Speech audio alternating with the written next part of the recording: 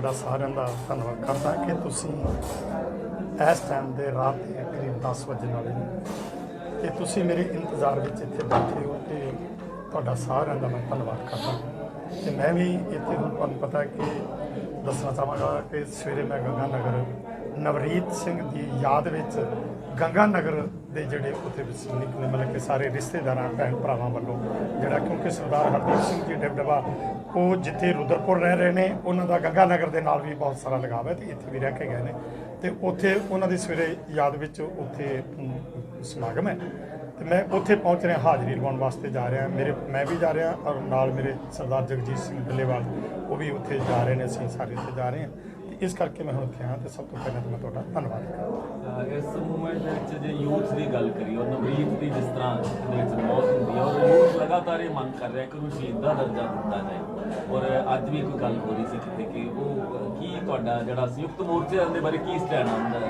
ਹੈ? ਬਿਲਕੁਲ ਜੀ ਸਪਸ਼ਟ ਤੌਰ ਤੇ ਮੈਂ ਬੇਨਤੀ ਕਰਾਂਗਾ ਕਿ ਵੈਸੇ ਤਾਂ ਸਾਡੇ ਜਿਹੜੇ ਨੇ ਹੁਣ ਤੱਕ ਦੇ ਜਿਹੜੇ ਨੇ ਉਹ 250 ਤੋਂ ਵੱਧ ਜਿਹੜੇ ਨੇ ਸਾਡੇ ਇਸ ਘੋਲ ਦੇ ਵਿੱਚ ਸੰਘਰਸ਼ ਘਰ ਦੇ ਵਿੱਚ ਜਦੋਂ ਤੋਂ ਅਸੀਂ 26 ਨਵੰਬਰ ਤੋਂ ਲੈ ਕੇ ਵੈਸੇ ਤਾਂ ਮੈਂ 25 ਨਵੰਬਰ ਨੂੰ ਸ੍ਰੀ ਅਕਾਲ ਤਖਤ ਸਾਹਿਬ ਤੋਂ ਅਰਦਾਸ ਕਰਕੇ ਤੇ ਅਸੀਂ ਚੱਲ ਪਏ ਸੀ ਤੇ 26 ਨਵੰਬਰ ਤੋਂ ਲੈ ਕੇ ਹੁਣ ਤੱਕ 225 ਤੋਂ ਵੱਧ ਜਿਹੜੇ ਸਾਡੇ ਕਿਸਾਨ ਨੇ ਉਹ ਸ਼ਹੀਦ ਹੋ ਚੁੱਕੇ ਨੇ।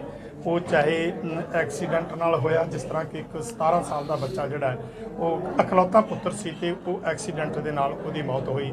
ਇਸੇ ਤਰ੍ਹਾਂ ਕੁਝ ਐਕਸੀਡੈਂਟਾਂ ਨਾਲ ਇੱਕ ਬੀਬੀ ਸੀ ਸਾਡੀ ਸਲੂਕਾ 'ਚ ਉਹਦੀ ਵੀ ਐਕਸੀਡੈਂਟ ਨਾਲ ਕੁਝ ਜਿਹੜੇ ਸੀ ਉਹ ਕਿਸੇ ਦੀ ਹਾਰਟ ਅਟੈਕ ਨਾਲ ਹੋਈ ਕਿਸੇ ਨੇ ਸੁਸਾਈਡ ਵੀ ਕੀਤਾ। ਤੁਹਾਡੇ ਸਾਹਮਣੇ ਬਾਬਾ ਰਾਮ ਸਿੰਘ ਜੀ ਜਿਹੜੇ ਸੀ ਉਹਨਾਂ ਨੇ ਵੀ ਸੁਸਾਈਡ ਕੀਤਾ ਉਹ ਦੁੱਖ ਨੂੰ ਨਾ ਸਹਾਰ ਸਕੇ। ਇਸੇ ਤਰ੍ਹਾਂ ਇੱਕ ਤੁਹਾਨੂੰ ਪਤਾ ਹੈ ਕਿ ਬਹੁਤ ਪੜ੍ਹੇ ਲਿਖੇ ਹੁਣ ਜਿਹੜਾ ਐਡਵੋਕੇਟ ਨੇ ਤੇ ਉਹ ਵੀ ਤਾਂ ਇੱਕ ਬੁੱਧੀਜੀਵੀ ਵਰਗ ਚਾਹੁੰਦੇ ਨੇ ਪਰ ਉਹ ਦੁੱਖ ਨਹੀਂ ਸਹਾਰ ਸਕੇ ਤੇ ਉਹਨਾਂ ਨੇ ਵੀ ਸੁਸਾਈਡ ਕੀਤਾ।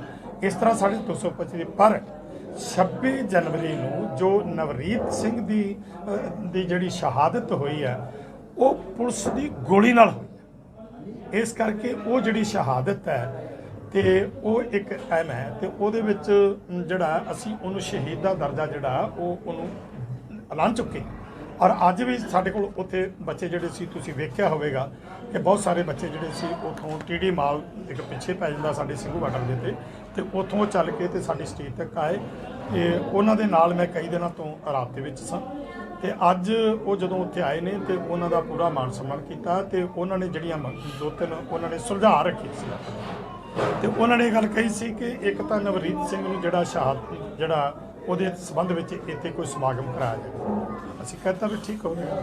ਦੂਸਰੀ ਉਹਨਾਂ ਦੀ ਇੱਕ ਹੋਰ ਉਹਨਾਂ ਦਾ ਸੁਝਾਅ ਸੀ ਕਿ ਜਿਹੜੇ ਬੰਦੇ ਮਤਲਬ ਕਿ ਹੁਣ ਤੱਕ ਦਿੱਲੀ ਦੇ ਵਿੱਚ ਜਿਹੜੇ 26 ਜਨਵਰੀ ਨੂੰ ਪਰਚੇ ਹੋਏ ਨੇ ਉਹ ਗਲਤ ਹੋਏ ਨੇ ਕਿਉਂਕਿ ਸਰਕਾਰ ਨੇ ਇੱਕ ਸਾਜ਼ਿਸ਼ ਦੇ ਤਹਿਤ ਜਿਹੜਾ ਸੀ ਕਿਲੇ ਦੇ ਦਰਵਾਜ਼ੇ ਜਿਹੜੇ ਸੀ ਉਹ ਖੋਲ੍ਹੇ ਔਰ ਆਪ ਸਾਰਾ ਇਹ ਇੱਕ ਪਲਾਨ ਬਣਾ ਕੇ ਤੇ ਉਹਨਾਂ ਨੇ ਪਹਿਲਾਂ ਹੀ ਜਿਹੜੇ ਸੀ 25 ਤਰੀਕ ਦੀ ਰਾਤ ਨੂੰ ਹੀ ਉਹਨਾਂ ਨੇ ਤੇ ਬੰਦੇ ਅੰਦਰ ਜਿਹੜੇ ਸੀ ਉਹ ਕਿਲੇ 'ਚ ਕਰਤੇ ਸੀ। ਹੁਣ ਇਹ ਪਹਿਲਾਂ ਰੌਲਾ ਵੀ ਇਸ ਚੀਜ਼ ਦਾ ਪੈ ਰਿਹਾ ਸੀ ਕੋਈ ਕੁਝ ਕਹਿ ਰਿਹਾ ਸੀ ਕੁਝ ਰਹਿ ਤੇ ਸਰਕਾਰ ਦੀ ਇੱਕ ਜ਼ਿੰਮੇਵਾਰੀ ਬਣਦੀ ਹੈ ਕਿ ਉਹ ਉਸ ਲਾਲ ਕਿਲੇ ਦੀ ਜਿਹੜੇ ਸੀ ਉਹ ਦਰਵਾਜ਼ੇ ਆਮ ਤੁਹਾਨੂੰ ਪਤਾ ਕਿ ਕਿਤੇ ਵੀ ਇਹਨਾਂ ਨੇ ਇਸ ਤਰ੍ਹਾਂ ਦੇ 15 ਅਗਸਤ ਤੇ 26 ਜਨਵਰੀ ਦੋ ਫੰਕਸ਼ਨ ਇਹ ਕਰਨੇ ਹੋਣ ਤੇ ਉਸ ਟਾਈਮ ਤੇ ਇਹਨਾਂ ਨੇ ਪੂਰੀ ਆਪਣੀ ਫੋਰਸ ਜਿਹੜੀ ਉੱਥੇ ਲਾਈ ਹੁੰਦੀ ਆ ਤੇ ਕੋਈ ਕਿਸੇ ਦਾ ਉੱਥੇ ਜਿਹੜੀ ਆ ਹਰ ਤਰ੍ਹਾਂ ਦੀ ਇਹ ਨਿਗਰਾਨੀ ਰੱਖਦੇ ਆ ਤੇ ਫਿਰ ਉਸ 26 ਜਨਵਰੀ ਨੂੰ ਲਾਲ ਕਿਲੇ ਦੇ ਦਰਵਾਜ਼ੇ ਕਿਉਂ ਖੋਲ੍ਹੇ ਤੇ ਫਿਰ ਪੁਲਿਸ ਜਿਹੜੀ ਆ ਉਹ ਆਰਾਮ ਨਾਲ ਜਦੋਂ ਉੱਥੇ ਸਭ ਕੁਝ ਹੋ ਰਿਹਾ ਤੇ ਉਹ ਬੈਠੀ ਹੋਈ ਆ। ਇਹ ਸਿਰਫ ਇੱਕ ਘਟਨਾਕ੍ਰਮ ਹੈ ਤੇ ਉਹਨਾਂ ਦੀ ਇਹ ਮੰਗ ਸੀ ਕਿ ਇਹ ਸਾਰਾ ਸਰਕਾਰ ਨੇ ਆਪ ਕੀਤਾ ਤੇ ਉਹਨਾਂ ਦੇ ਖਿਲਾਫ ਜਿਹੜਾ ਇਹ ਪਰਚਾ ਕਰਨ ਵਾਸਤੇ ਜਿਹੜਾ ਵੀ ਉਹਨਾਂ ਦੇ ਖਿਲਾਫ ਕਾਰਵਾਈ ਹੋਣੀ ਚਾਹੀਦੀ ਹੈ ਨਾ ਕਿ ਕਿਸਾਨਾਂ ਦੇ। ਸੋ 26 ਜਨਵਰੀ ਨੂੰ ਜਿੰਨੇ ਵੀ ਕਿਸਾਨਾਂ ਦੇ ਖਿਲਾਫ ਪਰਚੇ ਹੋਏ ਨੇ ਉਹ ਰੱਦ ਹੋਣੇ ਚਾਹੀਦੇ ਆ। ਇੱਕ ਉਹ ਬੱਚਿਆਂ ਵੱਲੋਂ ਸੁਝਾਅ ਸੀ ਜਿਹੜਾ ਯੂਥ ਵਿੱਚ ਜਿਹੜੀ એનર્ਜੀ ਸੀ ਜਿਹੜੀ 26 ਤਰੀਕ ਤੱਕ ਉਹ ਲੱਗਦਾ ਹੈ ਉਸ ਤੋਂ ਬਾਅਦ ਜਿਸ ਤਰ੍ਹਾਂ ਸੰਯੁਕਤ ਮੋਰਚੇ ਨੇ ਇੱਕ ਤਰ੍ਹਾਂ ਡਿਸਪਲਿਨਰੀ ਐਕਸ਼ਨ ਉਹਨਾਂ ਤੇ ਲਿਆ ਉਹ ਲੱਗਦਾ ਕਿ ਉਹਦੇ ਚ ਘਾਟ ਜਿਸ ਤਰ੍ਹਾਂ ਆਈ ਹੋ ਜਿਹੜੇ ਉਹ ਤਿੱਖਾਪਨ ਸੀ ਉਹ ਸ਼ਾਇਦ ਘਟਿਆ ਹੋਵੇ ਕੀ ਸਮਝਦੇ? ਦੇਖੋ ਗੱਲ ਇਹ ਹੈ ਕਿ ਇਸ ਗੱਲ ਨੂੰ ਆਪਾਂ ਸਾਰੇ ਸਮਝਦੇ ਹਾਂ ਕਿ ਯੂਥ ਨੂੰ ਥੋੜਾ ਜਿਸ ਤਰ੍ਹਾਂ ਯੂਥ ਜਿਹੜਾ ਹੈ ਉਹਦੇ ਵਿੱਚ ਜੋਸ਼ ਜਿਹੜਾ ਹੈ ਉਹ ਬਹੁਤ ਹੁੰਦਾ ਉਹਨਾਂ ਨੇ ਔਰ ਵਿਖਾਇਆ ਵੀ ਆ ਔਰ ਕੀਤਾ ਵੀ ਆ ਪਰ ਸਭ ਤੋਂ ਵੱਡੀ ਗੱਲ ਉਹ ਜਾਬਤੇ 'ਚ ਰਹੇ। 2 ਮਹੀਨੇ ਅਸੀਂ ਰੇਲਵੇ ਟਰੈਕਾਂ ਤੇ ਰਹੇ ਪੰਜਾਬ ਦੇ ਵਿੱਚ, ਤੇ ਕਿਸੇ ਨੂੰ ਪੱਥਰ ਤੱਕ ਹੀ ਫੁੱਲ ਤੱਕ ਨਹੀਂ ਮਾਰਿਆ। ਫਿਰ ਅੱਜ ਤੁਸੀਂ ਇਹ ਵੇਖੋ ਕਿ 3 ਮਹੀਨੇ ਜਿਹੜੇ ਨੇ ਇੱਥੇ ਜਿਹੜਾ ਦਿੱਲੀ ਦੇ 4 ਸਪੇਰੇ ਜਿਹੜੇ ਬਾਰਡਰ ਨੇ, ਚਾਹੇ ਉਹ ਸਿੰਘੂ ਬਾਰਡਰ ਹੈ, ਟਿਕਰੀ ਬਾਰਡਰ ਹੈ, ਫਿਰ ਗਾਜੀਪੁਰ ਬਾਰਡਰ ਹੈ, ਸ਼ਾਹਜਹਾਂਪੁਰ ਬਾਰਡਰ ਹੈ, ਇਹ ਜਿੰਨੇ ਵੀ ਬਾਰਡਰਾਂ ਦੇ ਉੱਤੇ ਸਾਡੇ ਉੱਤੇ ਕਿਸਾਨ ਬੈਠੇ ਨੇ, ਅੱਜ ਤੱਕ ਕਿਸੇ ਨੇ ਕਿਸੇ ਨੂੰ ਕੋਈ ਫੁੱਲ ਤੱਕ ਨਹੀਂ ਮਾਰਿਆ ਔਰ ਕੋਈ ਹਿੰਸਾ ਨਹੀਂ। ਅਸੀਂ ਸ਼ਾਂਤਮਈ ਸੰਘਰਸ਼ ਸ਼ੁਰੂ ਕੀਤਾ ਸੀ, ਸ਼ਾਂਤਮਈ ਸਾਡਾ ਚੱਲ ਰਿਹਾ, ਤਾਂ ਹੀ ਮਤਲਬ ਕਿ ਇਹ ਜਿਹੜਾ ਇਸ ਸਟੇਜ ਤੇ ਜਿਹੜਾ ਉਹ ਪਹੁੰਚਾ ਹੈ। ਲੇਕਿਨ ਸਰਕਾਰ ਵੱਲੋਂ ਸਮੇਂ-ਸਮੇਂ ਕਿਸ ਤਰ੍ਹਾਂ ਦੇ ਹੱਥ ਕੰਡੇ ਇਸ ਸੰਘਰਸ਼ ਨੂੰ ਫੇਲ ਕਰਨ ਵਾਸਤੇ ਉਹਨਾਂ ਨੇ ਕੀ ਕੋਈ ਕੀਤਾ, ਉਹ ਤੁਹਾਡੇ ਸਾਹਮਣੇ ਹੈ, ਜਿਹਦੇ ਸਬੂਤ ਨੇ ਕਿ 2 ਦਸੰਬਰ ਦੀ ਰਾਤ ਨੂੰ ਮੇਰੇ ਵੱਲੋਂ ਜਦੋਂ ਕੁਝ ਲੜਕੇ ਫੜੇ ਗਏ, ਲੜਕੀਆਂ ਵੀ ਫੜੀਆਂ ਗਈਆਂ, ਜਿਹੜੇ ਇੱਕ ਸ਼ਰਾਰਤੀ ਅਨਸਰ ਸਨ, ਜਿਨ੍ਹਾਂ ਨੇ ਇਸ ਸੰਘਰਸ਼ ਨੂੰ ਫੇਲ ਕਰਨ ਵਾਸਤੇ ਸਰਕਾਰ ਦੀਆਂ ਹਦਾਇਤਾਂ ਤੇ ਉਹਨਾਂ ਨੇ ਕੰਮ ਕਰਨਾ ਸੀ, ਉਹਨਾਂ ਨੂੰ ਫੜਾਇਆ। ਉਸ ਤੋਂ ਬਾਅਦ ਕਿੰਨੇ ਫੜਾਏ, ਇੱਕ FIR ਵੀ 652 ਨੰਬਰ FIR ਜਿਹੜੀ ਆ ਉਹ ਵੀ ਦਰਜ ਹੈ, ਜਿਹੜੀ ਕਿ ਉੱਥੇ ਥਾਣਾ ਕੁੰਡਲੀ ਦੇ ਵਿੱਚ ਹੈ। ਤੇ ਇਸ ਤਰ੍ਹਾਂ ਦੇ ਸਾਰਾ ਜਿਹੜਾ ਉਹ ਸਰਕਾਰ ਜਿਹੜੀ ਸੀ ਉਹਨੂੰ ਫੇਲ ਕਰਨਾ ਚਾਹੁੰਦੀ ਸੀ।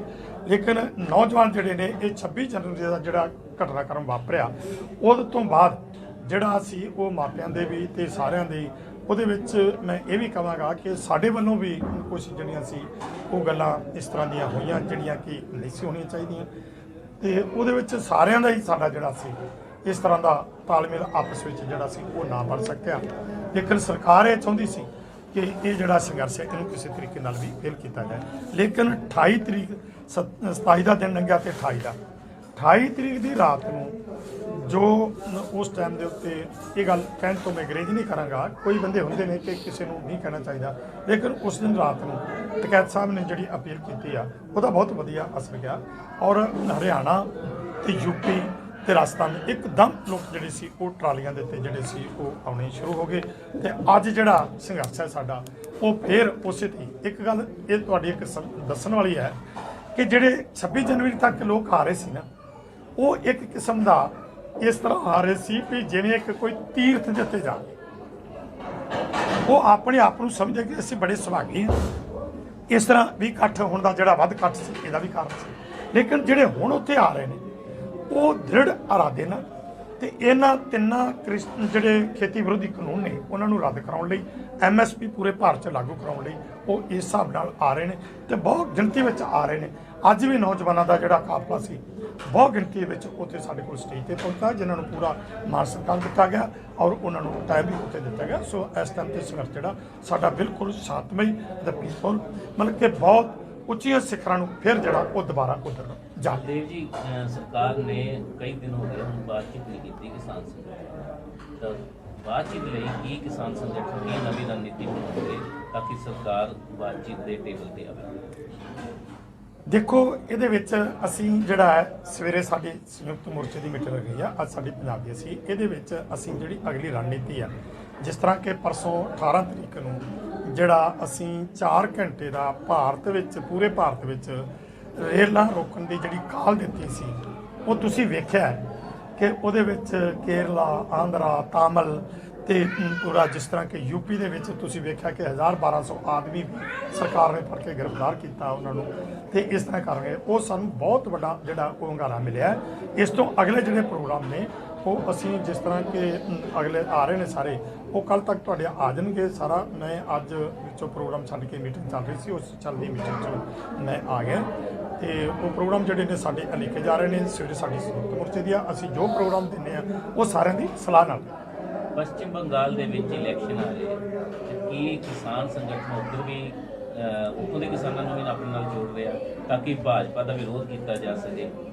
ਬਿਲਕੁਲ, ਇਹ ਤੁਹਾਡਾ ਬਹੁਤ ਵਧੀਆ ਸਵਾਲ ਹੈ ਔਰ ਇਹ 'ਤੇ ਅਸੀਂ ਵਿਚਾਰ ਕਰ ਰਹੇ ਹਾਂ ਕਿ ਜਿੱਥੇ ਵੀ ਇਲੈਕਸ਼ਨ ਹੋਣ ਉਹਨਾਂ ਇਲੈਕਸ਼ਨਾਂ ਦੇ ਵਿੱਚ, ਕਿਉਂਕਿ ਸਰਕਾਰ ਨੂੰ ਉਦੋਂ ਹੀ ਦਿਸੇਗਾ ਜਦੋਂ ਉਹਨਾਂ ਨੂੰ ਇਹ ਪਤਾ ਲੱਗੇਗਾ ਕਿ ਸਾਡੀ ਜਿਹੜੀ ਰਾਜਨੀਤਿਕ ਤੌਰ ਦੇ ਉੱਤੇ ਸਾਡੇ ਪੈਰਾਂ ਥੱਲਿਓਂ ਜ਼ਮੀਨ ਖਿਸਕ ਰਹੀ ਆ ਤੇ ਸਾਨੂੰ ਵੋਟ ਬੈਂਕ ਨੂੰ ਜਿਹੜਾ ਉਹ ਫਰਕ ਪਏਗਾ। ਅਸੀਂ ਆਪਣੀ ਗੱਲ ਜਿਹੜੀ ਆ ਉਹ ਪੱਛਮੀ ਬੰਗਾਲ ਦੇ ਵਿੱਚ ਵੀ ਹੋਰ ਵੀ ਜੇ ਕਿਤੇ ਹੋਵੇਗਾ। ਹੁਣ ਤੁਹਾਡੇ ਸਾਹਮਣੇ ਤੁਸੀਂ ਵੇਖੋ ਕਿ ਪੰਜਾਬ ਦੇ ਵਿੱਚ ਹਾਲਾਂਕਿ ਕੋਈ ਇੰਨੀਆਂ ਇਲੈਕਸ਼ਨਾਂ ਵੀ ਵੱਡੀਆਂ ਨਹੀਂ ਹੋਈਆਂ, ਮਿਊਨਿਸਪਲ ਕਮੇਟੀਆਂ ਦੀਆਂ ਸੀ ਜਾਂ ਕੁਝ ਇਲਾਕਾਈ ਕਾਰਪੋਰੇਸ਼ਨ ਦੀਆਂ ਸੀ, ਜਿਹੜੇ ਉੱਥੇ ਜਿਹੜੀ ਉਹਨਾਂ ਦੀ ਹਾਰ ਜਿਹੜੀ ਆ ਬਹੁਤ ਬੁਰੀ ਤਰ੍ਹਾਂ ਨਾਲ ਹੋਈ ਆ। ਔਰ ਜਿਹੜੇ EV ਮਸ਼ੀਨਾਂ ਦੀ ਵਕਾਲਤ ਕਰਦੇ ਸੀ ਉਹਨਾਂ ਨੂੰ ਖੁਦ ਨੂੰ ਸਰਕਾਰ ਨੂੰ ਇਹ ਗੱਲ BJP ਨੂੰ ਕਹਿਣੀ ਪਈ ਆ ਕਿ EV ਮਸ਼ੀਨਾਂ ਦੇ ਵਿੱਚ ਕੁਝ ਹੋ ਸਕਦਾ। ਉਹ ਤਾਂ ਹੀ ਕਿਹਾ ਜਦੋਂ ਉਹਨਾਂ ਨੂੰ ਉੱਥੇ ਝਟਕਾ ਲੱਗਿਆ। ਸੋ ਅਸੀਂ ਇੱਥੇ ਵਿਚਾਰ ਕਰ ਰਹੇ ਹਾਂ ਤੇ ਉਮੀਦ ਹੈ ਕਿ ਅਸੀਂ ਪ੍ਰੋਗਰਾਮ ਕਰਾਂਗੇ। ਸਰ ਜੀ ਬਹੁਤ ਸਾਰੇ ਲੋਕ ਗੁੰਮਸ਼ੁਦਾ ਹੈ 26 ਤੋਂ ਬਾਅਦ, ਔਰ ਤੁਸੀਂ ਉਹਨੂੰ ਲੈ ਰਹੇ ਹੋ, ਉਸ ਮੁੱਦੇ ਨੂੰ, ਉਸ ਮਾਮਲੇ ਨੂੰ ਲੈ ਕੇ ਚੱਲ ਰਹੇ ਹੋ। ਕਿੰਨੇ ਲੋਕ ਹੁਣ ਤੱਕ ਪਤਾ ਲੱਗ ਗਏ ਜਿਹੜੇ ਜੇਲ੍ਹਾਂ 'ਚ ਹੈ ਜਾਂ ਉਹਨਾਂ ਦੇ ਮੁਕੱਦਮੇ ਦਰਜ ਹੈ, ਜਾਂ ਉਸ ਤੋਂ ਇਲਾਵਾ ਵੀ ਕੁਝ ਗੁੰਮਸ਼ੁਦਾ ਲੋਕ ਹੈ? ਜਿਹੜੇ ਜੇਲ੍ਹਾਂ 'ਚ ਨੇ ਉਹ ਤੇ ਸਾਰੀਆਂ ਲਿਸਟਾਂ ਤੁਹਾਡੇ ਸਾਹਮਣੇ ਆ ਹੀ ਗਈਆਂ ਨੇ, ਕੋਈ ਜ਼ਮਾਨਤਾਂ ਹੋ ਗਈਆਂ ਨੇ, ਬਾਕੀ ਹੋ ਰਹੀਆਂ ਨੇ। ਲੇਕਿਨ ਅੱਜ ਮੇਰੇ ਕੋਲੇ ਜਿਹੜੇ ਸੀ ਇਹ ਤੁਸੀਂ ਦੇਖ ਸਕਦੇ ਹੋ ਕਿ ਐਪਲੀਕੇਸ਼ਨ ਆਈ ਹੈ। ਇਹਦੇ ਵਿੱਚ ਹੈਗੇ ਨੇ ਆਪਣੇ ਹੈਗੇ ਨੇ ਹਰਮੇਸ਼ ਸਿੰਘ ਹੈ ਤੇ ਉਹਨਾਂ ਦੇ 2 ਬੇਟੇ ਨੇ ਔਰ ਇੱਕ ਉਹਨਾਂ ਦੀ ਬੇਟੀ ਹੈ, ਜਿਸ ਤਰ੍ਹਾਂ ਬੇਟਾ ਜੁਗਰਾਜ ਸਿੰਘ, ਹਰੀ ਸਿੰਘ ਤੇ ਹਰਦੀਪ ਕੌਰ ਜਿਹੜੀ ਆ ਉਹ ਬੇਟੀ ਹੈ ਤੇ ਉਹਨਾਂ ਦੀ ਪਤਨੀ ਹੈ ਰਣਜੀਤ ਕੌਰ। ਉਹ ਅੱਜ ਸਾਡੇ ਕੋਲ ਰਿਪੋਰਟ ਆਈ ਕਿ ਉਹ 4 ਜਿਹੜੇ ਨੇ 27 ਤਰੀਕ ਤੋਂ ਅਜੇ ਤੱਕ ਉਹਨਾਂ ਨੂੰ ਘਰ ਉਹਨਾਂ ਦਾ ਤਾਲਮੇਲ ਨਹੀਂ ਹੋਇਆ ਤੇ ਸਾਨੂੰ ਵੀ ਅਜੇ ਤੱਕ ਇਹਦੇ ਬਾਰੇ ਕੋਈ ਪੁਲਿਸ ਨੇ ਜਾ ਕੇ ਤੋਂ ਅਜੇ ਪਤਾ ਨਹੀਂ ਲੱਗਾ। ਇਹ 4 ਦੀ ਅੱਜ ਰਿਪੋਰਟ ਆਈ ਹੈ। ਕਿਹੜੀ ਜਗ੍ਹਾ? ਇਹ ਲੁਧਿਆਣੇ ਤੋਂ ਹੈ ਜੀ ਤੇ ਇਸ ਕਰਕੇ ਇਹ ਜ਼ਿਲ੍ਹੇ ਵੈਸੇ ਅੰਮ੍ਰਿਤਸਰ ਦੇ ਨੇ ਤੇ ਇਹ ਲੁਧਿਆਣੇ ਵੀ ਰਹਿੰਦੇ ਸੀ ਤੇ ਇੱਕ ਦੂਸਰਾ ਜਿਹੜਾ ਰਿਹਾ ਤੇ ਉਹ ਹੁਣ ਸਾਡੇ ਕੋਲ ਅੱਜ ਰਿਪੋਰਟ ਜਿਹੜੀ ਆ ਇਹ ਐਪਲੀਕੇਸ਼ਨ ਜਿਹੜੀ ਆ ਇਹ ਅੱਜ ਹੀ ਸ਼ਮਸ਼ੀਰ ਸਿੰਘ ਵੱਲੋਂ ਜਿਹੜੀ ਆਈ ਆ ਔਰ ਮੈਨੂੰ ਉੱਥੇ ਮਿਲੇ ਵੀ ਸ਼ਮਸ਼ੀਰ ਸਿੰਘ ਤੇ ਅਸੀਂ ਇਹਦੇ ਬਾਰੇ ਹੁਣ ਕਰ ਰਹੇ ਹਾਂ। 4 ਮੈਂਬਰ ਤਾਂ ਇੱਕੇ ਘਰ ਦੇ ਨੇ, 2 ਲੜਕੇ ਨੇ, 1 ਲੜਕੀ ਆ ਔਰ ਇੱਕ ਉਹਨਾਂ ਦੀ ਮਾਂ। ਇਹ 4 ਬਲਦੇਵ ਜੀ, ਸਰਕਾਰ ਨਾਲ ਤੁਹਾਡੀ ਕਈ ਦੌਰ ਦੀ ਬਾਤਚੀਤ ਸੀ ਕਿ 26 ਜਨਵਰੀ ਦਾ ਜਿਹੜਾ ਜੋ ਵੀ ਕਾਂਡ ਹੋਇਆ, ਪ੍ਰਕਰਨ ਹੋਇਆ, ਉਸ ਤੋਂ ਬਾਅਦ ਤੁਹਾਨੂੰ ਕਿਸਾਨ ਸੰਗਠਨ ਨੂੰ ਇਸ ਤਰ੍ਹਾਂ ਹੀ ਲੱਗਿਆ ਕਿ ਸਰਕਾਰ ਨੇ ਜਿਹੜੇ ਸੰਸ਼ੋਧਨ ਤੇ ਗੱਲਬਾਤ ਕਰ ਰਹੀ ਸੀ ਕਿ ਜਥੇਬੰਦੀਆਂ ਨੂੰ ਉਹਨਾਂ ਤੇ ਰਾਜੀ ਹੋ ਜਾਣਾ ਚਾਹੀਦਾ ਸੀ। ਦੇਖੋ, ਇੱਕ ਬੜੀ ਹੈਰਾਨਗੀ ਦੀ ਗੱਲ ਹੈ। ਸਰਕਾਰ ਗੌਰਮੈਂਟ ਵੀ ਕਹਿੰਦੀ ਹੈ, ਗੌਰਮੈਂਟ ਦਾ ਮਤਲਬ ਹੈ ਕਿ ਮਿੰਟ ਤੇ ਗੌਰ ਕਰ। ਸਰਕਾਰ ਅਸੀਂ ਕਿਸ ਵਾਸਤੇ ਚੁਣਦੇ ਹਾਂ ਕਿ ਇਹ ਸਰਕਾਰ ਸਾਨੂੰ ਚੰਗਾ ਰਾਜ ਤੇ ਚੰਗਾ ਪ੍ਰਸ਼ਾਸਨ ਦੇਵੇ ਤੇ ਜੇ ਇੰਨੀਆਂ ਵੱਡੀਆਂ ਪਦਵੀਆਂ ਤੇ ਬੈਠ ਕੇ ਜਿਹੜੇ ਬੰਦੇ ਝੂਠ ਬੋਲ ਰਹੇ ਨੇ, ਜਿਸ ਤਰ੍ਹਾਂ ਕਿ ਸਾਡੇ ਨਾਲ ਜਿਹੜੀਆਂ ਮੀਟਿੰਗਾਂ ਹੋਈਆਂ ਉਹਨਾਂ ਮੀਟਿੰਗਾਂ ਦੇ ਵਿੱਚ ਤੁਹਾਡੇ ਕੋਲ ਸਾਰਾ ਕੁਝ ਆਉਂਦਾ ਰਿਹਾ ਔਰ ਜਿਹੜੇ ਨਰਿੰਦਰ ਸਿੰਘ ਤੋਮਰ ਨੇ ਜਿਹੜੇ ਸਾਡੇ ਕ੍ਰਿਸ਼ੀ ਮੰਤਰੀ ਨੇ ਉਹਨਾਂ ਨੇ ਪ੍ਰੈਸ ਦੇ ਸਾਹਮਣੇ ਇਹ ਗੱਲ ਮੰਨੀ ਕਿ ਸਾਨੂੰ ਇਹ ਜਿਹੜਾ ਵੀ ਅਸੀਂ ਸੰਸ਼ੋਧਨ ਕਰਨ ਨੂੰ ਤਿਆਰ ਹਾਂ। ਪਹਿਲਾਂ ਤੋਂ ਸਾਨੂੰ ਕਿਸਾਨ ਮੰਨਣ ਨੂੰ ਤਿਆਰ ਨਹੀਂ ਸੀ, ਕਦੀ ਸਾਨੂੰ ਕੁਛ ਕਹਿੰਦੇ, ਸਾਨੂੰ ਕਦੀ ਕੁਛ ਕਹਿੰਦੇ ਸੀ। ਉਸ ਤੋਂ ਬਾਅਦ ਕਹਿੰਦੇ ਸੀ ਵੀ ਕਾਨੂੰਨ ਜਿਹੜੇ ਨੇ ਇਹ ਕਿਸਾਨ ਦੇ ਹਿੱਤ ਵਿੱਚ ਨੇ। ਜਿਸ ਦਿਨ 3 ਦਸੰਬਰ ਨੂੰ ਸਾਡੀ ਬੈਠ ਕੇ ਗੱਲਬਾਤ ਹੋਈ ਆ ਤੇ ਉਸ ਦਿਨ ਤੋਂ ਉਹਨਾਂ ਨੇ ਮੰਨਿਆ ਵੀ ਵਾਕਿਆ ਹੀ ਇਹਨਾਂ ਦੇ ਵਿੱਚ ਕਮੀਆਂ ਨੇ ਤੇ ਤੁਸੀਂ ਇਹ 'ਚ ਸੰਸ਼ੋਧਨ ਕਰਾ ਲਓ। ਫਿਰ ਇੱਥੋਂ ਤੱਕ ਵੀ ਉਹਨਾਂ ਕਹਿਤਾ ਵੀ ਸਾਨੂੰ ਤੁਸੀਂ ਖਾਲੀ ਡੱਬਾ ਦੇ ਦਿਓ। ਅੱਜ ਉਹ ਕੇਂਦਰ ਦੇ ਵਿੱਚ ਪਾਰਲੀਮੈਂਟ ਹਾਊਸ, ਰਾਜ ਸਭਾ 'ਚ ਉਹ ਦੋਨੋਂ ਝੂਠ ਬੋਲ ਰਹੇ ਨੇ। ਗ੍ਰਹਿ ਮੰਤਰੀ ਬੋਲ ਰਿਹਾ, ਪ੍ਰਧਾਨ ਮੰਤਰੀ ਵੀ ਬੋਲ ਰਿਹਾ ਔਰ ਆਪਣਾ ਤੋਮਰ ਜੀ ਵੀ ਬੋਲ ਰਹੇ। ਕਿੰਨੀ ਹੈਰਾਨਗੀ ਦੀ ਗੱਲ ਹੈ, ਜਿਨ੍ਹਾਂ ਲੋਕਾਂ ਨੇ ਦੇਸ਼ ਚਲਾਉਣਾ ਹੈ ਔਰ ਪਬਲਿਕ ਦੇ ਸਾਹਮਣੇ ਮੀਟਿੰਗਾਂ ਕਰਕੇ ਸਾਡੇ ਸਾਹਮਣੇ ਮੰਨ ਕੇ ਪ੍ਰੈਸ ਦੇ ਸਾਹਮਣੇ ਤੁਹਾਡੇ ਮੰਨ ਕੇ ਤੇ ਅੱਜ ਕਹਿੰਦੇ ਆ ਵੀ ਸਾਨੂੰ ਇਹ ਦੱਸ ਹੀ ਨਹੀਂ ਸਕੇ। ਸੋ ਇਹ ਜਿਹੜਾ ਡਾਇਲੌਗ ਚੱਲ ਰਿਹਾ ਹੈ ਜਾਂ ਜਿਹੜੀ ਸੰਸ਼ੋਧਨ ਦੀ ਗੱਲ ਹੈ, ਜਦੋਂ ਉਹ ਕਹਿੰਦੇ ਨੇ ਵੀ ਸਾਨੂੰ ਖਾਲੀ ਡੱਬਾ ਦੇ ਦਿਓ, ਅਸੀਂ ਇੱਕੋ ਗੱਲ ਕੀਤੀ ਸੀ ਵੀ ਖਾਲੀ ਡੱਬੇ ਦਾ ਤੁਸੀਂ ਕੀ ਕਰੋ। ਤੁਸੀਂ ਮੰਨ ਲਿਆ ਕਿ ਇਹ ਕਾਨੂੰਨ ਜਿਹੜੇ ਨੇ ਇਹ ਖੇਤੀ ਵਿਰੋਧੀ ਨੇ ਤੇ ਤੁਸੀਂ ਇਹ ਤੇ ਹੁਣ ਜਿੱਦ ਕਿਉਂ ਕਰਦੇ ਹੋ? ਜਿਹੜੀ ਚੀਜ਼ ਤੁਸੀਂ ਕਹਿੰਦੇ ਹੋ ਕਿਸਾਨ ਦੇ ਹਿੱਤ ਵਿੱਚ ਆ, ਅਸੀਂ ਕਿਹਾ ਕਿ ਕਿਸਾਨ ਦੇ ਹਿੱਤ ਵਿੱਚ ਨਹੀਂ ਤੇ ਤੁਸੀਂ ਮੰਨ ਲਿਆ ਇਹ ਗੱਲ ਨੂੰ ਤੇ ਤੁਸੀਂ ਰੱਖਣੇ ਕਾਹਦੇ ਵਾਸਤੇ ਆ? ਸੋ ਸੰਸ਼ੋਧਨ ਦੀ ਗੱਲ ਤਾਂ ਹੁੰਦੀ ਜੇ ਕਰਦੇ ਅਸੀਂ ਤੇ ਇਸ ਗੱਲ ਤੇ ਆ ਕਿ ਇਹ ਕਾਨੂੰਨ ਚਾਹੀਦੇ ਨਹੀਂ, ਇਹ ਕਿਸਾਨ ਦੇ ਹਿੱਤ ਵਿੱਚ ਨਹੀਂ। ਔਰ ਤੁਸੀਂ ਸਭ ਤੋਂ ਵੱਡੀ ਗੱਲ ਇੱਕ ਹੋਰ ਹੈ ਕਿ ਜਿਸ ਤਰ੍ਹਾਂ ਬੇਨਤੀ ਕਰਾਂ ਕਿ ਜੇਕਰ ਸਰਕਾਰੀ ਮੰਡੀਆਂ ਖਤਮ ਹੋ ਗਈਆਂ, ਸਰਕਾਰੀ ਖਰੀਦ ਖਤਮ ਹੋ ਗਈ, ਜੇ FCI ਵਰਗੀਆਂ ਏਜੰਸੀਆਂ ਖਤਮ ਹੋ ਗਈਆਂ, ਇਹਨਾਂ ਨੇ ਅਨਾਜ ਦੀ ਖਰੀਦ ਨਹੀਂ ਕੀਤੀ ਤੇ ਜਿਹੜਾ ਗਰੀਬ ਲੋਕਾਂ ਨੂੰ ਸਸਤੇ ਭਾਅ ਤੇ ਅਨਾਜ ਮਿਲਦਾ ਹੈ ਉਹ ਕੌਣ ਦੇਵੇਗਾ? ਕਿ ਅਬਾਨੀ ਅਡਾਨੀ ਉਹ ਦੇਣਗੇ ਫਿਰ ਲੋਕਾਂ ਨੂੰ? ਸੋ ਇਹ ਜਿੱਥੇ ਕਿਸਾਨ ਮਾਰੂ ਬਿੱਲ ਨੇ, ਕਾਨੂੰਨ ਨੇ, ਉਹਦੇ ਨਾਲ ਨਾਲ ਇਸ ਦੇਸ਼ ਦੇ ਸਾਰੇ ਖਪਤਕਾਰ, ਹੁਣ ਤੁਸੀਂ ਇੱਥੇ ਬੈਠੇ ਹੋ, ਤੁਸੀਂ ਇਹ ਦੱਸੋ ਕਿ ਤੁਸੀਂ ਬੱਚੇ ਤੇ ਪਾਲਣੇ, ਜਿਹੜਾ ਖੇਤੀ ਨਹੀਂ ਕਰਦਾ ਉਹ ਅਨਾਜ, ਉਹ ਸਬਜ਼ੀ, ਹੁਣ ਤੁਸੀਂ ਵੇਖਿਆ ਹੋਵੇਗਾ ਕਿ ਅੱਧਾ ਕਿਲੋ ਗੋਭੀ ਜਿਹੜੀ ਮਾਲ ਦੇ ਵਿੱਚੋਂ ਲਈ ਗਈ ਆ ਉੱਤਰਾਖੰਡ 'ਚੋਂ, ਤੁਹਾਡੇ ਸਾਹਮਣੇ ਆਈ ਸਰ, ਬਕਾਇਦਾ ਬਿੱਲ ਵਿਖਾਏ ਗਏ, ਉਹ 5-6 ਰੁਪਏ ਕਿਲੋ ਖਰੀਦ ਕੇ ਤੇ ਮਾਲ ਦੇ ਵਿੱਚੋਂ ਉਹ 300 ਰੁਪਏ ਦੀ ਅੱਧਾ ਕਿਲੋ, ਇਹ ਸਬੂਤ ਤੁਹਾਡੇ ਸਾਹਮਣੇ ਆ ਗਏ। ਔਰ ਜਿਹੜੀ ਕੰਟੈਕਟ ਬੇਸ ਤੇ ਸੀ ਉਹ ਵੀ ਤੁਹਾਡੇ ਸਾਹਮਣੇ, ਉਹ ਸੰਗਾਬਾਦ ਜ਼ਿਲ੍ਹੇ ਦੀਆਂ ਖਬਰਾਂ ਉਹ ਮੈਂ ਤੁਹਾਨੂੰ ਸਾਰੀਆਂ ਜਿਹੜੀਆਂ ਸੀ ਪ੍ਰੈਸ ਨੂੰ ਵਿਖਾਈਆਂ, ਤੁਸੀਂ ਉਹ ਵੇਖੀਆਂ ਹੋਣਗੀਆਂ ਵੀ ਇਹ ਕਿਸ ਤਰ੍ਹਾਂ ਦੇ ਜਿਹੜੇ ਕਾਨੂੰਨ ਨੇ, ਇਹ ਜਿਹੜੇ ਜਿੱਥੇ ਕਿਸਾਨ ਦੇ ਖਿਲਾਫ ਹੈ, ਕਿਸਾਨ ਮਰ ਨੇ, ਉਹਦੇ ਨਾਲ ਦੇਸ਼ ਦੇ ਸਮੁੱਚੇ ਵਰਗਾਂ ਦੇ ਭਾਰ ਪੈਣਾ, ਸਮੁੱਚੇ ਲੋਕਾਂ ਵਾਸਤੇ ਇਹ ਨੁਕਸਾਨਦੇਹ ਨੇ। ਹਰ ਇੱਕ ਦੀ ਜੇਬ ਦੇ ਉੱਤੇ ਡਾਕਾ ਪੈਣਾ, ਔਰ ਜਿਹੜੇ ਵੀ ਲੋਕ 2 ਵਕਤ ਦੀ ਆਪਣੇ ਪੇਟ ਦੀ ਭੁੱਖ ਮਿਟਾਉਣ ਵਾਸਤੇ ਉਹ ਚਾਹੇ ਕਣਕ ਦੀ ਰੋਟੀ ਖਾਣ ਤੇ ਚਾਹੇ ਉਹ ਚਾਵਲ ਖਾਣ, ਉਹਨਾਂ ਸਾਰਿਆਂ ਦਾ ਬਹੁਤ ਵੱਡੇ ਪੱਧਰ ਤੇ ਜਿਹੜਾ ਉਹ ਨੁਕਸਾਨ ਹੋ ਜਾ ਰਿਹਾ, ਪਰ ਉਹ ਜਿੱਦ ਫੜੀ ਬੈਠੇ ਨੇ। 26 ਤੋਂ ਬਾਅਦ ਜਿਹੜਾ ਅੰਦੋਲਨ ਸੀ ਮਹਾਂ ਪੰਚਾਇਤਾਂ ਦਾ ਦੌਰ ਸ਼ੁਰੂ ਹੋ ਗਿਆ। ਜਿਹੜੀ ਪਹਿਲਾਂ ਇੱਕ ਪੂਰਾ ਹਮਲਾ ਜਿਹੜਾ ਸੀ ਦਿੱਲੀ ਤੇ ਸੀ, ਉਹ ਹੁਣ ਠੰਡਾ ਖਿੰਡਿਆ ਦਾ ਲੱਗਦਾ ਹੈ। ਕੀ ਸਮਝਦੇ ਹੋ ਇਹਦੇ ਨਾਲ ਇਸ ਅੰਦੋਲਨ ਦਾ ਕੀ ਫਾਇਦਾ ਹੋਏਗਾ, ਕੀ ਤੁਹਾਨੂੰ ਲੱਗਦਾ? ਬਿਲਕੁਲ ਠੀਕ ਹੈ ਤੁਹਾਡੀ ਗੱਲ।